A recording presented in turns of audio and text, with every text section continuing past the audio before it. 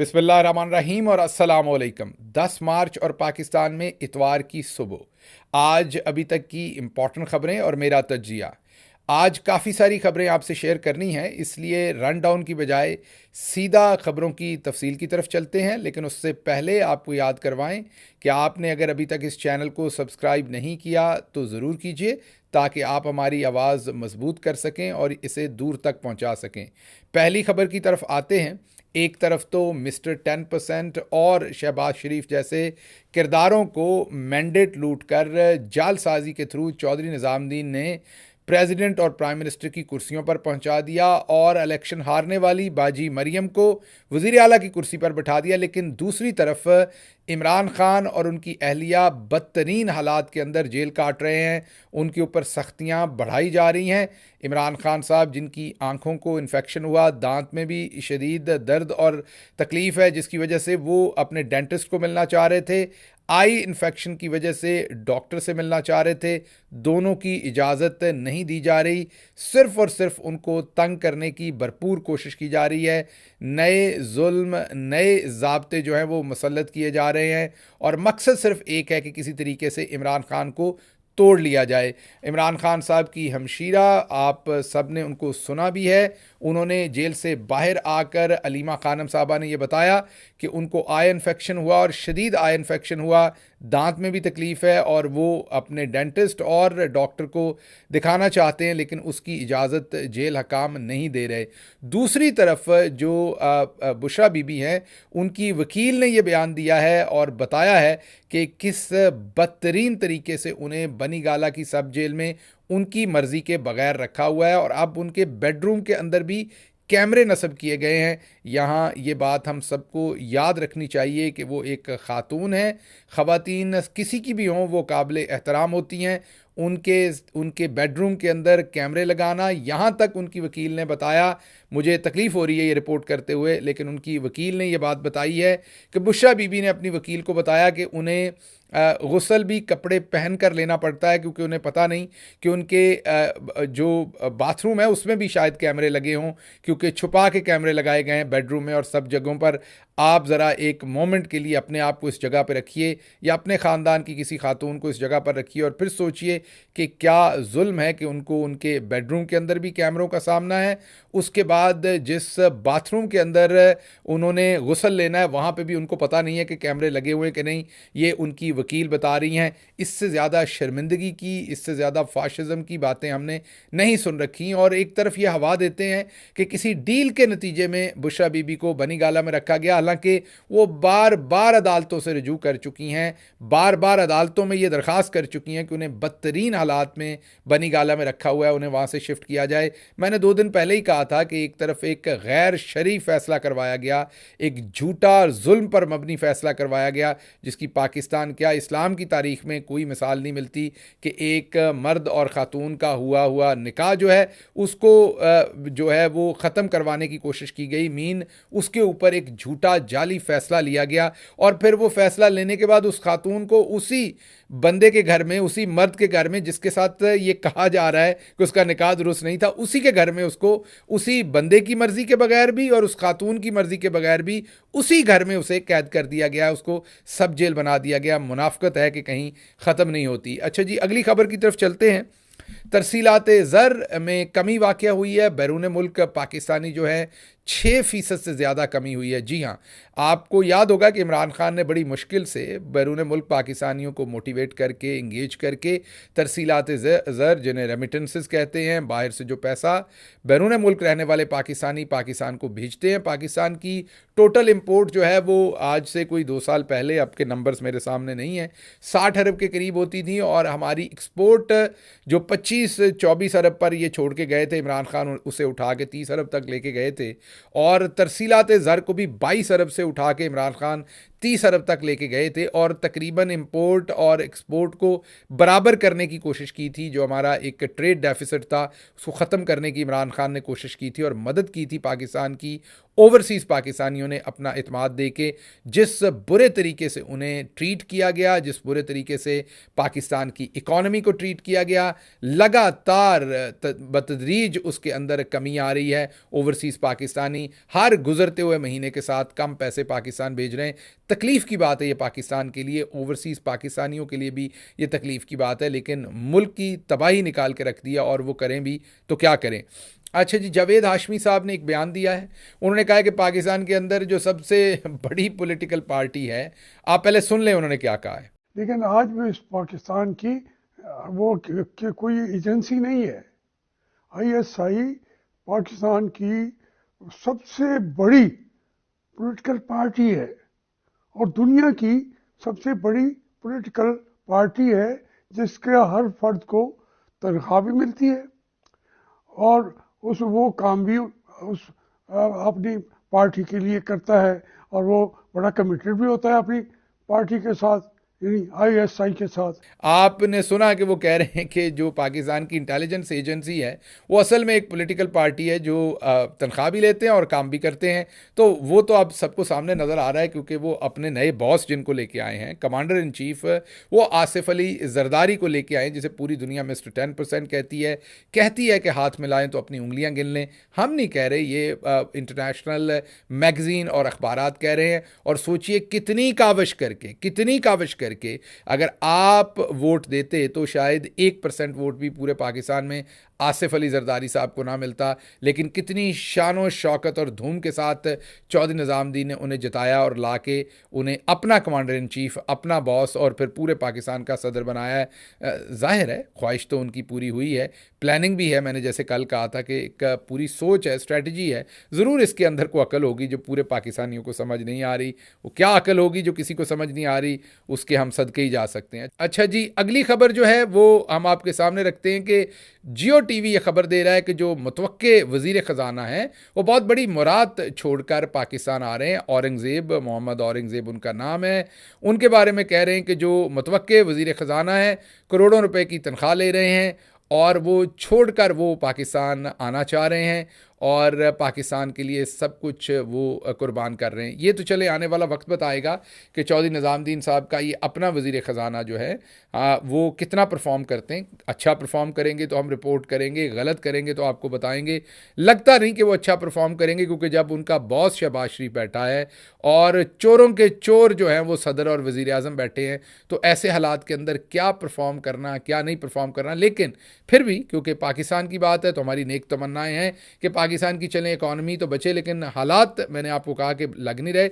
दूसरी बात मैं मोहम्मद औरंगज़ेब साहब को बताना चाहता हूँ कि कुछ और ओवरसीज़ पाकिस्तानियों ने भी, और का तो पता नहीं, मेरा अपना मुझे पता है कि करोड़ों रुपए छोड़ के पाकिस्तान गए थे और फिर कपड़े उतरवा के वापस यहाँ पर पहुँचे हैं। तो ज़रा थोड़ा सा आपने एहतियात करनी है और कोई आपने किसी के साथ भी, किसी पॉलिटिकल लीडर के साथ या किसी आइडिया के साथ आपने वफादारी निभाने की कोशिश नहीं करनी, वरना फिर चौधरी निज़ामुद्दीन साहब को बहुत गुस्सा आता है तो वो क्या करते हैं ये आपको पता ही है। तो इसलिए we wish best of luck to Aurangzeb साहब कि वो क्या करते हैं और कैसे करते हैं ये तो देखेंगे, लेकिन उनके साथ चौधरी निज़ामुद्दीन क्या करता है ये भी देखेंगे। आज की प्रेडिक्शन आपको बता रहा हूँ कि इन्हें जल्द फारिग कर देंगे। वो जब शुरू कराएंगे काम तो थोड़ी देर के बाद इन्हें इस ओहदे से फारिग कर देंगे। ये मेरे पास खबर नहीं है, it's just my gut feeling, prediction आपको दे रहा हूँ, देखते हैं कि ये दुरुस्त होती है कि नहीं।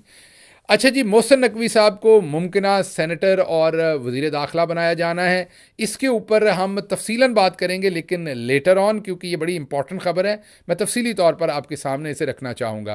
ख्वाजा आसिफ ने कहा है कि हम अदालतों से सुरखरू हुए हैं, अगर इमरान खान भी हो जाएं तो क्या बात है। जी हाँ, आप अदालत से सुरखरू हैं, लेकिन वो अदालत जनरल बाजवा की थी और वकील के साथ आप अदालत में नहीं जाते थे, बल्कि डिग्गी में लेट के जाते थे। और उसी अदालत से आप सुरखरू हुए हैं। साबर मिट्ठू साहब की अदालत थी और उसके अंदर जनरल बाजवा साहब का आइन था जिसके तहत आप सुरखरू हैं, और दूसरी सुरखरुई आपकी जो है वो सब ने देख लिया है कि वो आप सियालकोट से कैसे सुरखरू हैं, जहां अम्मा रेहाना डार ने आपको बदतरीन शिकस्त दी है और आपको इस्टेब्लिशमेंट ने, चौधरी निज़ामुद्दीन ने जाली फॉर्म 47 पर जताया है। लेकिन कोई ग्रेस होती है, कोई शर्म होती है, कोई हया होती है, वो तो होती नहीं है। इसलिए आप इसी तरह के बयान दे सकते हैं। अगर यकीन कीजिए कि आप में ज़रा सी भी ग्रेस होती तो आप जीतने से इनकार कर देते। साथ ही गुजरांवाला में डॉक्टर निसार चीमा, जिनकी सताइश करनी चाहिए, जिनको जताया जा रहा था, उन्होंने इनकार कर दिया कि मैंने झूठी सीट नहीं लेनी। अच्छा जी, अब अगली खबर की तरफ चलते हैं। वो पंजाब से है, जहां पाबंदी के बावजूद बीसियों ब्यूरोक्रेट्स जो हैं उनके तबादले कर दिए गए हैं। और वैसे तो तबादला करना इस्तेहकाक होता है हुकूमत का, लेकिन जो जीत के आई हुई हो, 38 सीटों वाली चीफ मिनिस्टर का इस्तेहकाक ये नहीं होता। लेकिन बहरहाल तबादलों में जो अपने मकासद को पूरे करेंगे, माल पानी खाने में मदद करेंगे, उन अफसरान को लगाया जा रहा है। आपको एक छोटी सी वारदात बताते हैं। मरियम साहबा को दफ्तर आए अभी जुमा 8 दिन नहीं हुए तो उन्होंने मुख्तलिफ शहरों के अंदर वहाँ के डिप्टी कमिश्नर, कमिश्नर्स और दूसरे जो लोग लगाए गए, उन्होंने अरबों रुपए की सड़कें बनाने का ऐलान कर दिया। आप जो हुकूमत के नज़्म नस्क को समझते हैं वो हैरान हो रहे होंगे कि दफ्तर में आए बंदे को 7-8 दिन हुए हों और अरबों रुपए के प्रोजेक्ट कंसीव करना, प्लान करना, फिर उसका ऐलान करना, ये बहुत लंबा काम होता है। और ये 7 दिन के अंदर कैसे हो गया? आई मीन ये तो कोई जन भी नहीं कर सकता, हो ही नहीं सकता ना, क्योंकि उसके लीगल टेंडर देने हैं, दूसरे काम करने हैं, तो वो सारा काम करने को बहुत वक्त लगता है, कानूनी रिक्वायरमेंट्स भी होती हैं। तो ये आते ही मरियम साहबा ने ओकाड़ा पाकपतन जैसी इलाके में अरबों रुपए की सड़कों के ऐलान कैसे कर दिए। और दूसरी तरफ आप सोच रहे होंगे कि अवाम की मुसीबत तो इस टाइम महंगाई है, अवाम की मुसीबत हेल्थ कार्ड है, अवाम के लिए मुसीबत जो है वो एजुकेशन का निज़ाम है, अवाम के लिए और मसले हैं। तो ये सड़कें, पुल जो हैं ये भी ज़रूरी होते हैं, लेकिन ये सेकंड प्रायोरिटी है। लोग टूटी सड़क पर तो चल लेंगे, लेकिन अगर डायलिसिस नहीं हो रहा तो उसके साथ ज़िंदा कैसे रहेंगे? तो ये प्रायोरिटी क्या है? तो उसका आपको बताते हैं कि जो इनकी असल हुकूमत है ना शरीफों की, वो माल पानी जो चोरी करने वाले लोग हैं, वो एक तो शहबाज शरीफ साहब के साहबजादे हैं और दूसरे इसहाक डार साहब हैं। आपको पता है हमेशा वो पॉलिसियां बनाते हैं। ये पूरे का पूरा सिस्टम उन्होंने बना के दिया हुआ है और ये पहले से पूरी तैयारी की होती है, खाने पीने की आने से भी पहले की तैयारी है। इसीलिए फ़ौरन इनकी अनाउंसमेंट की गई हैं। जैसे ही सड़क बनेगी, मैंने पिछले एक वीलॉग में आपको बताया था कि 30% तक तकरीबन मिनिमम जो है ना, मिनिमम कह रहा हूँ, मैक्सिमम नहीं, मिनिमम 30% तक खाया जाता है। डिफरेंट प्लेयर खाते हैं, लेकिन जब बड़े प्लेयर इसमें ऐड होते हैं तो फिर 50% से भी ऊपर पैसा खाया जाता है। एक तो लागत में से पैसा खाया जाएगा, दूसरा जितना भी सीमेंट, सरिया, सारा मटेरियल इन सड़कों पुलों के अंदर आना है वो अपनी मिलों से आना है, अपने इन्वेस्टर्स की मिलों से आना और अपने मिलों से आना, और फिर ठेकेदार भी अपने होने हैं। तो ये है वो। हेल्थ कार्ड से तो इस तरह माल नहीं खाया जाना, डायलिसिस लोगों के होंगे तो उससे तो इस तरह माल नहीं खाया जाना, लोगों की अगर तालीम को बेहतर करेंगे तो उससे तो माल नहीं खाया जाना। तो इसलिए मरियम साहबा ने आते ही काम डाला है जहां पर डालने का उन्हें फ़ायदा होगा। एक और आपको ब्रेकिंग खबर देते हैं जो हमें अंदर से हमारे एक रिपोर्टर दोस्त जो है उन्होंने पंजाब से हमें अंदर से खबर दी है, महकमा एजुकेशन से, जहाँ पर ज़िम्मेदारी लगाई गई है मुख्तलिफ हेड मास्टर जो होते हैं स्कूलों की, उनकी, कि वो अपने अपने यहाँ इस चीज़ का अरेंजमेंट करेंगे। फिर मरियम साहबा चंद स्कूलों में जाएंगी जहाँ पर यूनिफॉर्म भी वहाँ पर तैयार किया जाएगा और बैग भी वहाँ पर पहले से मौजूद होंगे। मरियम साहबा वो यूनिफॉर्म या बैग्स जो हैं वो तकसीम करेंगे, बच्चों में तकसीम करेंगी, खुसूसन शायद बच्चियों के स्कूल में वो जाएं और फिर किसी छोटी बच्ची से ये सवाल पूछा जाएगा। जी हाँ, इसकी रिहर्सल हो रही है, तैयारी करवाई जा रही है, इसलिए आपको ब्रेक कर रहा हूँ ये खबर, कि उससे सवाल पूछा जाएगा कि बड़ी होके क्या बनना चाहेंगी। तो वो बच्ची आगे से कहेगी मैं मरियम नवाज़ बनना चाहूँगी बड़ी होके। आपको हंसी आ रही होगी, आपको लग रहा होगा कि ऐसा नहीं है। ये मैं आपको अंदर की बहुत ही ज़िम्मेदार रिपोर्टर हैं जिन्होंने ये खबर रिपोर्ट की है। ये महकमा तलीम के अंदर ये खच्चे मारी जा रही हैं। लेकिन एक तो इमरान खान ने बताया था ये पढ़े लिखे नहीं हैं, ऊपर से मेहनत नहीं करते। आप ऐसे ही ड्रामे जो हैं वो एक्सपेक्ट कर सकते हैं। अगली खबर भी इसी से रिलेटेड आपको दिए देते हैं। मरियम साहबा एक घर में गई, आपने देखा था पहले भी, अभी भी दोबारा आपको वीडियो दिखा रहे हैं। दरवाजे पे आके कहती हैं कि मुझे इजाज़त है अंदर आने की, और उसके साथ ही आप देख सकते हैं कि कैमरामैन पहले से अंदर से शूटिंग कर रहा है।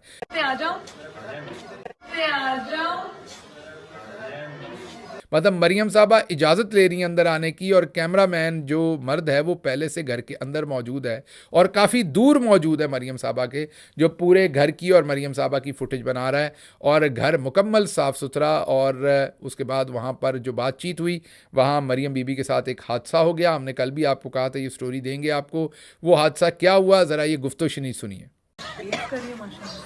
अच्छा लगता है। कहाँ जाती हूँ पढ़ने के लिए? King Edward's Medical University. ओए होए होए होए, किंग एडवर्ड्स, वेरी नाइस, माशाल्लाह। अच्छा होता है सब। जी अभी आपने खुद ही सुन लिया।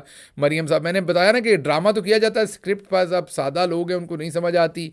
मरियम साहबा ने पूछा बेटा कहाँ पढ़ती हैं, उसने सीधा ही आगे से कहा किंग एडवर्ड मेडिकल यूनिवर्सिटी में मारे गए। अब मरियम बाजी को उस टाइम समझ नहीं आई तो उन्होंने कहा मज़ा आता है, अगर वो आगे से पूछ लेती आपको आया था तो फिर क्या पल्ले रह जाता। बहरहाल आप पाकिस्तान की हालत देखें। मुझे एक आपके सामने मैंने ब्रेकिंग न्यूज़ लेके आनी है, जल्द लेके आऊँगा। एक डॉक्टर साहब आए हैं, बड़ी काबिल डॉक्टर हैं, उनके शौहर भी डॉक्टर हैं, दोनों कैलिफोर्निया में रहते हैं।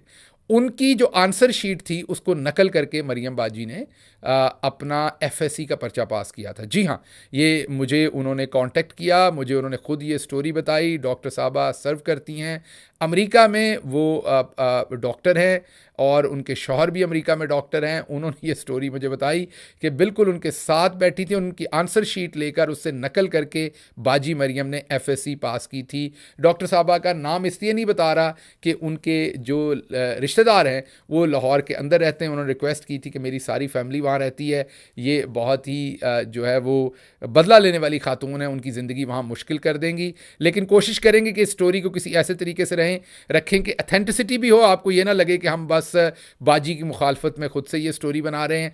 अथेंटिसिटी भी आपके सामने रखें इस स्टोरी की, और इसकी तफसीलात भी रखेंगे इंशाल्लाह। जैसे ही वो बात करने को हमारे साथ तैयार हुई मैसेज पर, फ़ोन पर, तो उनके शौहर से मेरी बात हुई तफसील से, उन्होंने सारी तफसील दी है। लेकिन मैं चाह रहा था कि वो आपसे आके बात करें, कोशिश करेंगे कि किसी तरीके से उनकी बात को शामिल करें, उनकी प्राइवेसी भी रह जाए, इस पर सोच रहे हैं, और आपको ये पूरी खबर भी दें कि हमारी मायानाज बाजी कैसे पढ़ लिख कर वो पढ़ा लिखा पंजाब बना रही हैं। अच्छा जी, अगली खबर आपके सामने रखते हैं कि स्पीकर अयाज सादिक साहब ने नारे लगने पर, इमरान खान के नारे लगने पर माइक्रोफोन बंद कर दिए। सहाफ़ी ने उनसे पूछा कि आप माइक्रोफोन क्यों बंद कर रहे हैं, तो उन्होंने कहा कि स्टेट मुखालिफ जो है, एंटी स्टेट बात होगी तो मैं उस पर एक्शन लूँगा, माइक बंद करूँगा। हजूर, इमरान खान का नारा लगाना तो एंटी स्टेट नहीं है। एंटी स्टेट क्या होता है, सुनिए। मुझे और अभिनंदन की क्या बात करते हैं। मुझे याद है शाह महमूद कुरैशी साहब उस मीटिंग में थे जिसमें प्राइम मिनिस्टर साहब ने आने से इनकार कर दिया और चीफ ऑफ आर्मी स्टाफ तशरीफ लाए। पैर कांप रहे थे, पसीने माथे पे थे, और हमसे शाह महमूद साहब ने कहा, फॉरेन मिनिस्टर साहब ने, कि खुदा का वास्ता है अब इसको वापस जाने दें, क्योंकि 9 बजे रात को हिंदुस्तान पाकिस्तान पे अटैक कर रहा है। जी हाँ, हमने आज तक ये नहीं कहा, तमाम जुल्म के बाद नहीं कहा, और अब भी नहीं कहेंगे, और फ्यूचर में भी कभी नहीं कहेंगे, क्योंकि हमारे इदारे हमारे अपने इदारे हैं। सियासी जो उनका रोल है उस पर शदीद इख्तलाफ है, आर्मी चीफ का जो सियासत के अंदर रोल है उस पर इख्तलाफ है, हमारी ISI का जो रोल है उस पर इख्तलाफ है, हमारी फ़ौज के इदारे का जो सियासत के अंदर गैर आइनी रोल है उस पर इख्तलाफ है, तनकीद है। लेकिन जब किसी दूसरे मुल्क की बात आती है तो हम अपने इदारों के साथ खड़े हैं। आप वाली बात हम नहीं कर सकते, एंटी स्टेट इसको कहते हैं। इस पर माइक बंद होने चाहिए थे, इस पर आप की क्लास ली जानी चाहिए थी कौम की तरफ से। बहरहाल अगली खबर जी, PTI ने बल्ला वापस मांग लिया है। जी हाँ, बैट का निशान वापस मांगा है। जो इलेक्शन करवाए थे उसकी डॉक्यूमेंटेशन जमा करवा दी इलेक्शन कमीशन में। देखते हैं कि इसका क्या नतीजा निकलता है। जो भी हुआ आपके सामने रिपोर्ट करेंगे। उस्ताद ने तशद्दुद किया, सरगोदा के अंदर बच्चे को डंडों से मारा, जिसकी रीढ़ की हड्डी के ऊपर चोट लगी। बच्चा पहले सरगोदा में एडमिट रहा, फिर अलाइड हॉस्पिटल फैसलाबाद में, और उसके बाद बच्चा जहाँ बाक हो गया है। उसके घर वालों को अल्लाह सब्र दे। लेकिन आपने अपने इर्द गिर्द ऐसी फस्तायत और हैवानियत को, ये सिर्फ स्टेट का काम नहीं होता, स्टेट का तो है ही है, लेकिन ये आप लोगों का भी काम है। हेड मास्टर जो है उनका काम है, दूसरे जो टीचर्स हैं उनका काम है, वालदैन का काम है। बिल्कुल मार से पढ़ाई नहीं की जा सकती और ये गैर इंसानी है, इससे बच्चे डरते हैं, बच्चे भागते हैं। ठीक है, टीचर्स ये कहते हैं बच्चे बड़े शैतान हैं जी, कैसे काबू करें। बच्चे पूरी दुनिया में शैतान होते हैं, पाकिस्तान में कोई अकेले बच्चे पैदा नहीं हुए, अकेले शैतान नहीं है, पूरी दुनिया में ये फस्तायत, ये जो एक मैं यही कहूँगा ब्रुटैलिटी है, ये बंद हो चुकी है। पाकिस्तान में भी मुकम्मल बंद होनी चाहिए। इंगेज करें, पेरेंट्स टीचर्स अपनी कम्युनिटी के अंदर काम करें। अगर आप पढ़े लिखे हैं, आपका बच्चा उस स्कूल में नहीं पढ़ता, फिर भी कोशिश करें उस स्कूल को इंगेज करने की, उनसे बात करने की, ताकि ये काम बंद हो। अमीर लोगों का तो ये मसला नहीं रहा, वो तो प्राइवेट स्कूलों में भेजते हैं, वहाँ तो चॉकलेट टॉफ़ियाँ, एक पप्पी इधर एक पप्पी उधर दे के टीचर्स जो हैं बड़े अच्छे तरीके से छोटे बच्चों को पढ़ाती हैं। ये मामला तो फिर गरीब का ही है, गरीब हर तरफ से पिट रहा है, स्कूलों में भी पिट रहा है, थानों में भी पिट रहा है, हस्पतालों में मर रहा है, हर तरफ पाकिस्तान के अंदर गरीब ही मर रहा है, जिसके लिए इमरान खान ये तमाम पॉलिसी सोचता था। लेकिन अब जिनको ऊपर बिठाया गया है वो फ़ोटो ऑप करने के और फ़ोटो शूट करने के माहिर हैं, और वही वो इस टाइम आपको करके दिखा रहे हैं। अच्छा जी, कुछ आपके कमेंट्स सामने रखते हैं, जैसा कि हमने आपसे प्रॉमिस किया था कि हम कमेंट्स शामिल किया करेंगे। एक पहला कमेंट है MS भट्ट साहब का, वो कहते हैं कि I have notice that views of your Punjabi and Urdu vlogs have fallen considerably in the past few weeks despite the consistent good quality of your vlogs. What's the reason? Is Pakistan Army using a software to reduce the reach of you or have the blocked your vlogs in Pakistan? I am very worried about this problem. Please discuss this matter in your upcoming vlog so that your audience know what is going on. ये हमने आपको क्या बताना है, ये मोहित पीरज़ादा साहब आपको कई दफ़ा बता चुके हैं, और दूसरे दोस्त भी आपको बता चुके हैं। पाकिस्तानी इस्टेब्लिशमेंट ने 4 लोगों का एक वफ्द चाइना भेजा था, जहां से कुछ गेटवेज ख़रीदे गए, लिए गए, ट्रेनिंग ली गई और उनको चंद महीने पहले इंस्टॉल किया गया, जिसके बाद पाकिस्तान के अंदर पसंदीदा लोगों के और गैर पसंदीदा लोगों के साथ सलूक मुख्तलिफ किया गया। जिस तरीके से अब ट्विटर आपने देखा बैन है, बिल्कुल उसी तरीके से पाकिस्तान के अंदर जिन लोगों का काम पसंद नहीं, सिर्फ मैं अकेला नहीं हूँ, इसमें मोहित साहब भी हैं और दोस्त भी इसमें शामिल हैं जो पसंद नहीं है, तो उनके वीलॉग्स की जो रीच है उसको पाकिस्तान के अंदर ब्लॉक किया जाता है। जाहिर है जो रीच यूके में है, सऊदी अरेबिया में है, दुबई में है, अमेरिका में है, कनाडा में, ऑस्ट्रेलिया, न्यूजीलैंड, जर्मनी या इटली या बाहर के जितने भी मुल्क हैं, वहाँ पर जो रीच है उसको तो कोई फ़र्क नहीं पड़ेगा, क्योंकि उसको तो कंट्रोल नहीं कर सकेंगे वहाँ से बैठ के। तो जो पाकिस्तान के अंदर रीच है उसको बिल्कुल कंट्रोल किया गया हुआ है कई महीनों से, हमारे ये इल्म है, लेकिन इससे हमें फ़र्क नहीं पड़ता, क्योंकि ये जो काम हम करते हैं, ये जो मेहनत आपके लिए करते हैं रोज़, ये व्यूज़ के लिए तो इतनी मेहनत करने की ज़रूरत नहीं है। व्यूज़ के लिए तो बैठ के बातें करें या चुलबुली बातें करें तो व्यूज़ तो फिर भी आ ही जाते हैं। ये जो इतनी मेहनत करते हैं ये किसी पर्पज़ के लिए, किसी कॉज के लिए करते हैं। वो कॉज पूरा होता है कम व्यूज़ के साथ भी इसलिए पूरा होता है कि लोग डाउनलोड करके सोशल मीडिया के ऊपर, मीन व्हाट्सएप और दूसरी जगहों पर और टिकटॉक पर इन क्लिप्स को फैला देते हैं। तो जिस कॉज के लिए हम ये काम करते हैं वो पूरा हो रहा है। लेकिन आपकी ऑब्जर्वेशन बिल्कुल दुरुस्त है, सिर्फ मेरे वीलॉग्स नहीं, बाकी दोस्तों के साथ भी ये हो रहा है, और उसकी वजह मैंने आपको गेटवेज बता दी हैं।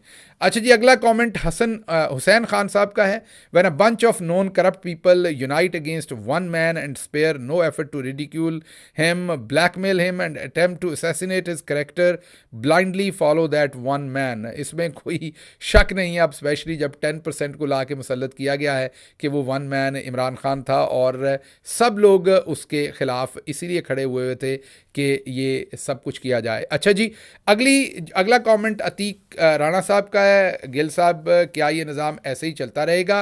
अब आप हमें बताएं अवाम को क्या करना चाहिए। अगर प्रोटेस्ट करते हैं को निकलते तो निकलने नहीं दिया जाता, अगर अवाम बाहर निकलती है तो मुकदमा दर्ज कर दिए जाते हैं। पिछले दिनों हमने साहिवाल में राणा आमिर शहजाद ताहिर की क़यादत में धांधली के ख़िलाफ़ रैली निकाली, तो अगले ही दिन 350 लोगों पर पर्चा दर्ज हो गया। इस तरह तो अवाम का ज़ोर और हौसला टूटता जाएगा, फिर तो कोई भी बाहर नहीं निकलेगा। गिल साहब, ये लाकानूनियत कब तक चलेगी?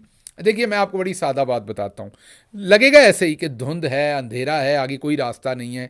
अक्सर हम खबरें भी आपको मायूसी की देते हैं, क्योंकि खबरें हो ही वही रही होती हैं। मेरी अपनी टीम के अंदर कल ही मेरी टीम के एक मोतबर शख्सियत ये मशवरा दे रहे थे कि हमें कुछ पॉजिटिव न्यूज़ देनी चाहिए। तो मैंने उनसे सवाल पूछा कि अगर मेरे सामने न्यूज़ पॉजिटिव हो ना, तो मैं खुद से घड़ के न्यूज़ देने की बजाय तो बेहतर है जो हैं और जो सच है वही लोगों को बताऊं, तो मैं अपनी मर्जी का झूठ तो नहीं बता सकता, जो सच है वो बता सकता हूं। तो इसलिए आपने देखा होगा मैं कभी भी कोई बहुत ही खुद साख्ता किस्म की पॉजिटिव खबरें देने पे बिलीव नहीं करता, जो है वो ज़रूर देता हूं। और हाँ, जो मुनासिब पॉजिटिविटी देखनी चाहिए, मोटिवेशन देखनी चाहिए, वो ज़रूर आपको दिखाने की कोशिश करता हूं। तो मेरा आपको मशवरा ये है कि परेशानी की बात है, लेकिन जितनी परेशानी आप समझ रहे हैं उतनी नहीं है। सर्फिंग करते हैं ना पानी के ऊपर और लहर के ऊपर, अगर आप कभी वीडियो में देखें समुंदर में, वो जो समुंदर की लहरों के ऊपर सर्फिंग करते हैं, एक बोर्ड के ऊपर खड़े होकर सर्फिंग करते हैं, कितना भी मायानाज प्लेयर हो उसने उसके ऊपर से गिरना होता है, उस सर्फिंग के ऊपर वो कंटिन्यू नहीं कर सकता। और हाई टाइड के ऊपर आप हमेशा नहीं रह सकते। पाकिस्तानी इस्टेब्लिशमेंट हो, मौजूदा रजीम हो, ये जो जितना भी इन्होंने सिस्टम ये डेवलप किया है फस्तायत के ऊपर है, ये आर्टिफिशियल पिलर्स के ऊपर खड़ा किया हुआ है, इसके कोई कंक्रीट इसके पीछे को मनसूबाबंदी नहीं है।